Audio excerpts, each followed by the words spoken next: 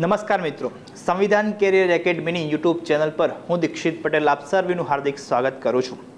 મિત્રો, આપણને ખ્યાલ જ છે કે આપણે યુટ્યુબ પર એક ક્વિક લેક્ચર શ્રેણીની શરૂઆત કરેલી છે કે જેમાં આપણે ખૂબ જ ટૂંકા સમયમાં એક સારા એવા ટોપિકનું કવરેજ થઈ જાય અને તમને પરીક્ષામાં ઉપયોગી નીવડે એ માટે આપણે પ્રયત્નશીલ છીએ। એમાં જ આપણે આગળના સોપાન તરફ વધીએ એના પહેલાં આપણે એકેડમીની વાત કરી। સંવિધાન કેરિયર એકેડમી આપણને ખ્યાલ છે કે ભાઈ ડૉક્ટર વિકલ્પ કોટવાલ સર દ્વારા જે માર્ગદર્શિત છે, જેમાં તમને એક સારી ગુણવત્તાનું કે કહેવાય ને કે ઓથેન્ટિક જે તમને માર્ગદર્શન મળે છે। બીજાની જેમ ખાલી હવા ચલ્લી શેક ચલ્લી વાતો કરતા નથી, એકદમ ઓથેન્ટિક માર્ગદર્શન માટે આપણે પાયોનિયર એકેડમી છીએ। આપણા અવેલેબલ કોર્સિસ અને બુક્સ વિશે માહિતી મેળવવા માટે તમે સંસ્થાના નંબર પર સંપર્ક કરી શકો છો અને અથવા તો તમે વેબસાઇટની મુલાકાત પણ લઈ શકો છો। તમને આવનારી જે પોલીસ ભરતીની પરીક્ષાઓ છે કે સીસી મેન્સ છે કે આગળ કોઈ જીપીએસસી એસટીઆઈની તમામ જે સ્પર્ધાત્મક પરીક્ષાઓ છે એમાં તમને યોગ્ય માર્ગદર્શન મળી રહે એના માટે આપણે પ્રયત્નશીલ છીએ, બરાબર છે। તો આપણે હવે આગળના જે લેક્ચર સિરીઝ છે એની આપણે ચર્ચા કરીએ છીએ। તમે આગળ આ ચેનલને રેગ્યુલરલી ફોલો કરો છો, આપણા વિડીયોઝને રેગ્યુલરલી જુઓ છો તો તમને ખ્યાલ છે કે આપણે સ્થાપત્ય કળાની શરૂઆત કરેલી છે, જેમાં ભારતની સ્થાપત્ય કળામાં આપણે મૂર્તિકળા જોઈ અને સિંધુ ખીણની જે સભ્યતા છે એનું સ્થાપત્ય વિશે ગયા લેક્ચર્સમાં ચર્ચા કરેલી હતી, બરાબર છે। એમાં આપણે ખબર છે કે ભાઈ મેન્સમાં સ્થાપત્યને લગતા પ્રશ્નો કઈ રીતે પૂછાય અને એમાં તમે કયા કયા ટોપિક્સનો ઉલ્લેખ કરી શકો છો એ આપણે ચર્ચા કરી હતી સિંધુ ખીણના સ્થાપત્યની। ઓકે, હવે આપણે મૌર્યકાલીન સ્થાપત્યની થોડીક ચર્ચા કરવી છે। જુઓ, તમને ઘણી જગ્યાએ વિડીયોઝ જોતા હશો, ઘણી બધી જગ્યાએ તમે ભણ્યા પણ હશો, ઘણું બધું જગ્યાએથી માર્ગદર્શન લીધું હશે। જનરલી લોકો સ્થાપત્ય કળા એટલે કે ભાઈ સિંધુ ખીણથી ચાલુ કરે ને છેક સંસદ ભવન સુધી આપણે આમ તો ભણતા હોઈએ છીએ, પણ આપણી એક ખાસિયત છે કે આપણે તમામ વસ્તુઓને એકદમ નોટેબલી એકદમ ડેપ્થમાં આપણે ચર્ચા કરીએ છીએ અને એમાં જ આપણે અગત્યના એક ટોપિકની આજે ચર્ચા કરવી છે કે મૌર્યકાલીન સ્થાપત્ય।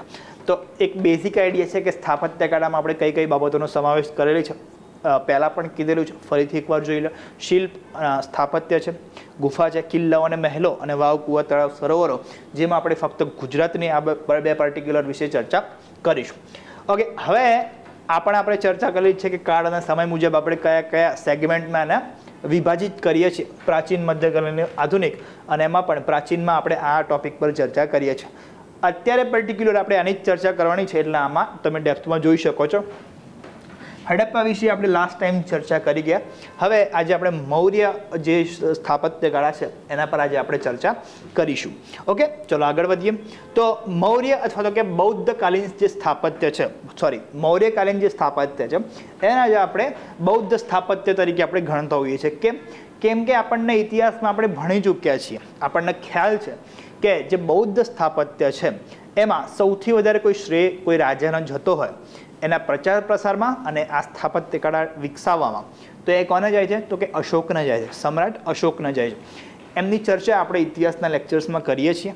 ઓકે, તો હવે બૌદ્ધ જે સ્થાપત્ય છે, મૌર્યકાલીન જે સ્થાપત્ય જેને આપણે કહીએ છીએ એ કયા, એના પણ અલગ અલગ લેવલમાં આપણે વિભાજિત કરી શકીએ છીએ, જેમ કે સ્તંભ, સ્તૂપ, વિહાર, ચૈત્ય અને ગુફા। તો આ રીતે આપણે એને અલગ અલગ સેગમેન્ટમાં વિભાજિત કરી શકીએ છીએ અને આપણે બધા જ જોવાના છે, કોઈ આપણે ઉતાવળ છે નહીં। હવે આ સિવાય કહેશો કે સાહેબ મહેલો પણ હોય ને, કોઈ બી રાજા હોય તો એના મહેલો પણ એકદમ સ્થાપત્ય કળાના બે નમૂના ગણાય, બરાબર છે। પણ આપણે આશ્ચર્યજનક રીતે આપણને મૌર્ય ઇવન હડપ્પામાં પણ આપણને કોઈ મહેલના અવશેષ આપણને મોટા મળતા નથી અને જે મૌર્યકાલીન સમયમાં પણ આપણે મહેલની ચર્ચા કરતા નથી અથવા તો ઓછી કરીએ છીએ। તો એનો મતલબ એવો થયો કે ભાઈ અશોકને બધા મોટા મોટા મહેલોમાં નહોતા રહેતા, તો ના, એવું નથી।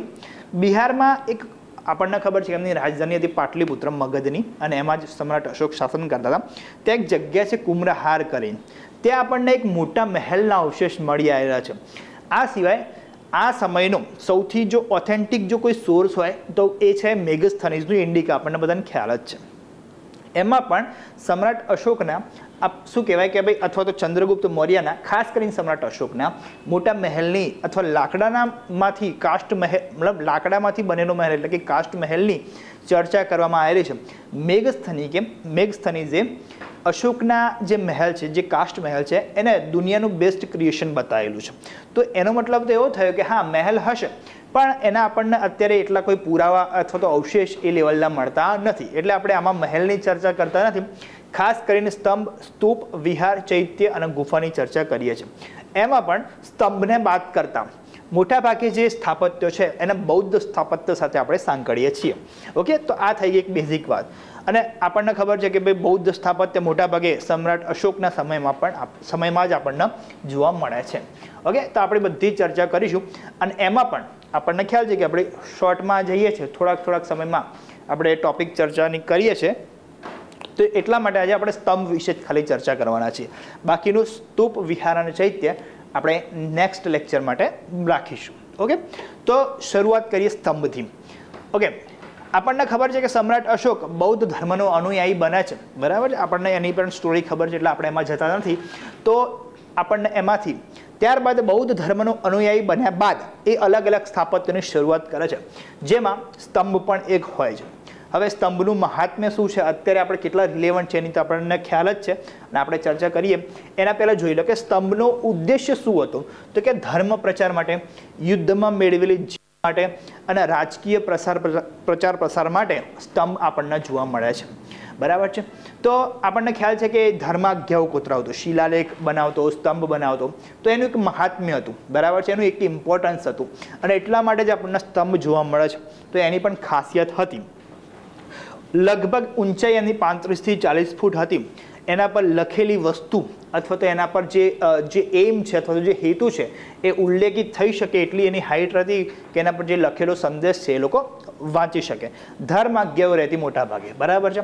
એક જ પથ્થરમાંથી બનાવેલા અને ચમકદાર આ સ્તંભો આપણને જોવા મળતા.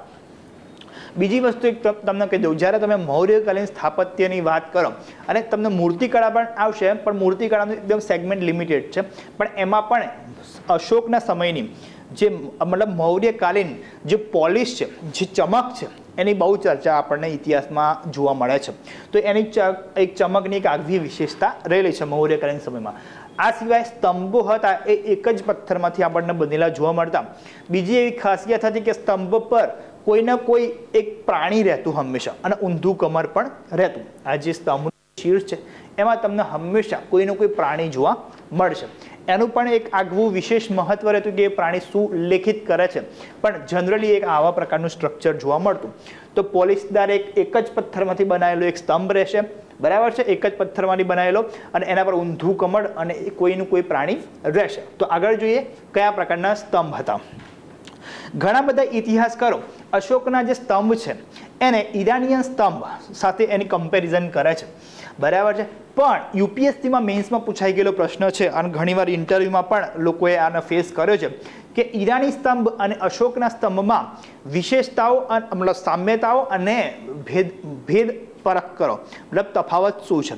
તો મેજર તફાવત છે, અશોકનો સ્તંભ ઈરાનથી પ્રભાવિત હોઈ શકે પણ કોપી બિલકુલ નથી, બરાબર છે. ઇન્સ્પાયર હોઈ શકે છે, કોપી બિલકુલ નથી. કેમ કે અશોકનો જે સ્તંભ હતો એ એક જ પથ્થરમાંથી બનેલ હતો, અને એને સ્વતંત્ર જગ્યાએ રોપવામાં આવતો, ઊભા કરવામાં આવતો, બરાબર છે. જ્યારે ઈરાની જે સ્તંભ આપણને જોવા મળે છે તો એને અલગ અલગ ટુકડાઓમાંથી બનેલ સ્તંભ હતો, મતલબ એક જ પથ્થરમાંથી નહોતો બનાવવામાં આવતો, અલગ અલગ જે ચૂનાના બલુઆ પથ્થર હતો એનો ઉપયોગ કરીને બનાવવામાં આવતો. બંને જે છે જે સ્તંભ છે એના ચૂનાના બલુઆ પથ્થરમાંથી બનાવવામાં આવતો હતો, બરાબર છે. બીજી એક વિશેષતા અથવા તો તફાવત એ છે કે ઈરાની જે સ્તંભ હતા એ મોટા રાજભવનમાં આપણને જોવા મળતા, સ્વતંત્ર રીતે નહોતા ઊભા કરવામાં આવતા. જ્યારે અશોકનો જે સ્તંભ હતો એને સ્વતંત્ર જગ્યાએ આપણને જોવા મળે છે. તો આ એક બેઝિક ડિફરન્ટ હતા અશોક દ્વારા બનાવેલા સ્તંભ અને ઈરાની સ્તંભો. ઘણીવાર આપણને ઇતિહાસના આક્રમણોની ચર્ચા આપણને ખ્યાલ જ છે કે ઇતિહાસ પર જે લખે, જેની કલમ હોય એનો ઇતિહાસ હોય એવું આપણને જોવા મળે છે. તો ઘણીવાર અશોકના સ્તંભોને ઈરાનથી પ્રભાવિત બતાવવામાં આવે છે, પણ અશોકના સ્તંભોની ભાઈ પોતાની એક વિશેષતા હતી. હવે કેટલાક જાણીતા સ્તંભોની વાત કરીએ તો આ ફોટો કોઈનાથી અપરિચિત હોય એવું તો બને જ નહીં. આપણી રાજમુદ્રા અહીંયાથી જ લેવામાં આવેલી છે. સારનાથનો સ્તંભ છે, ધમ્મચક્ર છે, ભારતે સ્વીકારેલ જે અશોક ચક્ર છે અને આપણી રાજમુદ્રા અહીંયાથી ઇન્સ્પાયર્ડ છે, બરાબર છે. ઇન્સ્પાયર્ડ તો સેમ જ છે. સંસદ ભવન પર જ્યારે 4 સિંહોની આકૃતિ બનાવવામાં આવી નવી સંસદ ભવન પર, ત્યારે પણ વિવાદ થયેલો, જો કદાચ આપ જાણતા હોવ તો. આ સિવાય ડીવાયએસઓમાં પૂછાઈ ગયેલો પ્રશ્ન છે કે કયા પ્રાણીઓ આપણને અશોક સ્તંભ સારનાથના સ્તંભોમાં આપણને જોવા મળે છે. જનરલી આપણે અશોકનો સ્તંભ કહીએ એટલે આપણને આ જ યાદ આવે, પણ અશોકના બીજા પણ બહુ બધા સ્તંભો છે, બરાબર છે. ખાસ કરીને પણ આ આપણી રાજમુદ્રામાં છે એટલે આને વિશેષ કરીને યાદ રાખવું પડે. તો આપણે એના પર પ્રાણીઓની ચર્ચા કરી લઈએ. ઘોડો, હાથી, વૃષભ એટલે કે બળદ અને સિંહ, આ 4 પ્રાણીઓ આપણને જોવા મળે છે. આટલો ઇઝી ક્વેશ્ચન ડીવાયએસઓમાં પ્રિલિમ્સમાં પૂછાઈ ગયેલો છે. સાથે સાથે દિશાઓ પણ યાદ રાખજો. ઘોડો પશ્ચિમમાં જોવા મળે છે, હાથી પૂર્વમાં, વૃષભ છે એ દક્ષિણમાં અને સિંહ છે એ ઉત્તરમાં આપણને જોવા મળે છે. 26 જાન્યુઆરી 1950ના રોજ આના રાજમુદ્રા તરીકે સ્વીકૃત કરવામાં આવેલું છે. આ સિવાય આપણી રાજમુદ્રામાં સત્યમેવ જયતે કે જે મુંડક ઉપનિષદમાંથી લેવામાં આવ્યું છે એ આપણને ધ્યેય વાક્ય જોવા મળે છે. તો આપણને ખ્યાલ હોવો જોઈએ. અહીંયા પણ ઊંધું કમર જોવા મળશે અને પશુ તરીકે આપણે અહીંયા સિંહને જોઈ શકીએ છીએ. 4 સિંહ છે, 3 આગળ દેખાય છે, 1 પાછળ છે. 3Dમાં તમે જુઓ તો તમે જુઓ આના અશોકની લાટ કહેવામાં આવે છે. તમે કોઈ પણ સરકારી અધિકારી, સરકારી કચેરીમાં તમે આને જોઈ શકો છો. આને મતલબ આ હોવું એ આપણા માટે ગર્વની વાત હોય છે. ચાલો નેક્સ્ટ જોઈએ. બીજા અન્ય સ્તંભોની તમે વાત કરો તો એક લૌર્યનંદનગઢનો જે સ્તંભ છે જે બિહારમાં આવેલો છે, જે સૌથી આકર્ષક સ્તંભ માનવામાં આવે છે. સાંચીનો સ્તંભ છે એ સિંહ, એમાં કયું પશુ છે? સિંહ છે. બસાડનો જે સ્તંભ છે ત્યાં સિંહ છે. રામપુર્વ છે કે જ્યાં એના ઉપર વૃષભ એટલે કે બળદ આપણને જોવા મળે છે. સકિન્સાનો જે સ્તંભ છે, આ બધા સ્તંભો છે મિત્રો, અને એમાં કયા પશુઓ છે એ આપણે યાદ રાખવાનું છે. કેટલીક વાર જોડકામાં કે વિધાનોમાં પૂછાઈ શકે છે, બરાબર છે. તો ત્યાં હાથી જોવા મળે છે. રુમ્બિનદેહીનો સ્તંભ છે જે નેપાળ ખાતે આવેલો છે, ભગવાન બુદ્ધના જન્મ સમયે. જો મિત્રો સ્તૂપ હતા ત્યાં સ્તંભ પણ આપણને જોવા મળે છે. જ્યારે સ્તૂપની આપણે વાત કરીશું નેક્સ્ટ લેક્ચરમાં ત્યારે આપણે એની પણ ચર્ચા કરીશું. તો સ્તૂપ અને સ્તંભ ઘણી જગ્યાએ સાથે પણ જોવા મળે છે. આ સિવાય ટોપરા અને મેરઠના સ્તંભને ફિરોઝ શાહ તુગલક દિલ્હી લઈ આવેલો. આ મેપ ઉપર કયા પ્રકારના સ્તંભો છે એની એક આકૃતિ જોવા મળે છે. તમે પોઝ કરીને આના ડિટેલમાં જોઈ શકો છો. તો આ કયા સ્તંભ ઉપર કયું પ્રાણી છે એ આપણે ખાસ યાદ રાખીશું. ચલો, સમુદ્રગુપ્તના રાજકવિ હરિશ્ચંદ્ર દ્વારા પ્રયાગરાજમાં અશોક સ્તંભને પાસે એનું પ્રશંસા કરતું એક કાવ્ય લખવામાં આવેલું જેને પ્રયાગ પ્રશસ્તિ કહેવામાં આવે છે.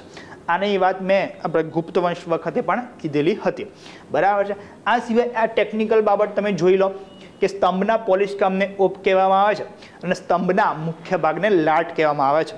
સ્તંભનો જે ઉપરનો જે ભાગ છે, બરાબર, જેને શીર્ષ ભાગ કહેવાય, બરાબર છે, એના જનરલી શીર્ષ પણ કહેવામાં આવતું હોય છે. અને એનો જે મુખ્ય ભાગ છે એને શું કહેવામાં? લાટ. એટલે આપણે એને શું કહીએ છીએ? અશોકની લાટ, બરાબર છે. આપણે એવો શબ્દ યુઝ કરીએ છીએ, બરાબર છે.